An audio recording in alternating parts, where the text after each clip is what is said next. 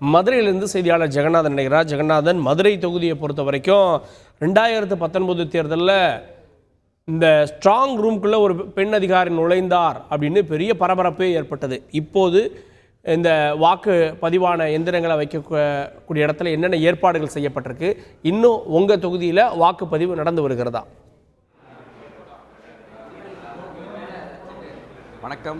மதுரை பாராளுமன்ற தேர்தல் 21 வேட்பாளர்கள் 543 வாக்குச்சாவடி மையங்களில் கிட்டத்தட்ட பார்த்துட்டீங்கன்னா 15,82,271 வாக்காளர்கள் மொத்தம் இருக்கிறார்கள். தற்போது வரை பார்த்தீர்களானால் 51% வாக்குப்பதிவுகளானது நடைபெற்றிருக்கிறது.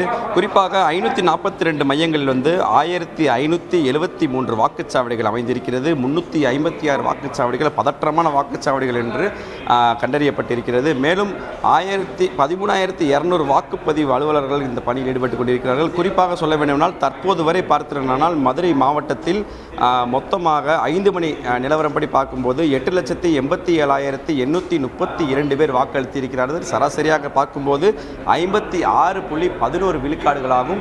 இத்தனை விழுக்காடுகள் மக்கள் பதிவிருக்கிறார்கள். 6 மணி நிலவரம் இன்னும் வரவில்லை, வந்த பின்பு தான் தெரிய வரும். ஆனால் பல்வேறு வாக்குச்சாவடி மையங்களில் பார்த்தீங்கன்னா பெரும்பாலான வாக்குச்சாவடி மையங்களில் வாக்குப்பதிவானது முடிவடைந்திருக்கிறது. தற்போது இந்த வாக்குப்பதிவு முடிவடைந்த பின்பு அந்த வாக்கு இயந்திரங்கள் அனைத்தும் சீல் வைக்கப்பட்டிருக்கிறது. சீல் வைக்கப்பட்டு தற்போது அது அந்த ஸ்டோர் ரூமுக்கு எடுத்து செல்வதற்கான தயார் நிலையில் இருக்கிறது.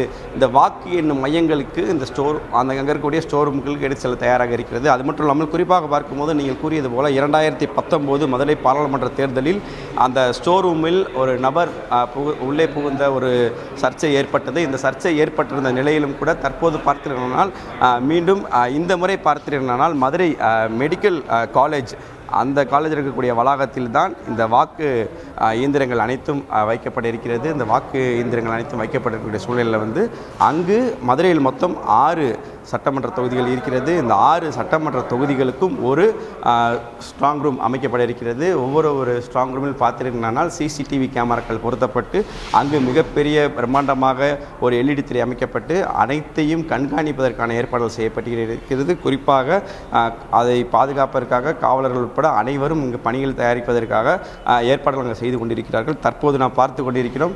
அந்த விவிபேட் மிஷின் உட்பட அந்த வாக்கு இயந்திர மிஷின்கள் அனைத்தையும் சீல் வைத்துக் கொண்டிருக்கிறார்கள் அதிகாரிகள். தற்போது பெரும்பான்மையான இடங்களில் பார்த்தீங்கன்னா மதுரையில் வாக்குப்பதிவானது நிறைவடைந்து அந்த வாக்கு இயந்திரங்கள் அனைத்தையும் அங்கு வாக்கு எண்ணும் மையங்களிற்கு அனுப்பும் பணிக்கு தற்போது தயாராகி இருக்கிறார்கள் அலுவலர்கள் என்று தான் கூற வேண்டும்.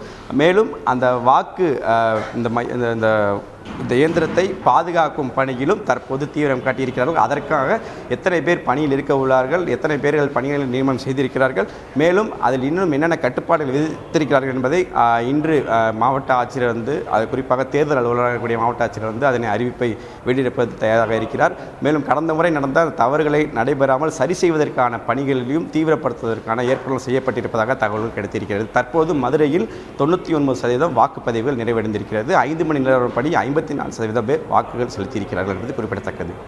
கூடுதல் விவரங்களுக்கு நன்றி ஜெகநாதன். செய்திகளை உடனுக்குடன் தெரிந்து கொள்ள உடனே சப்ஸ்கிரைப் பண்ணுங்க.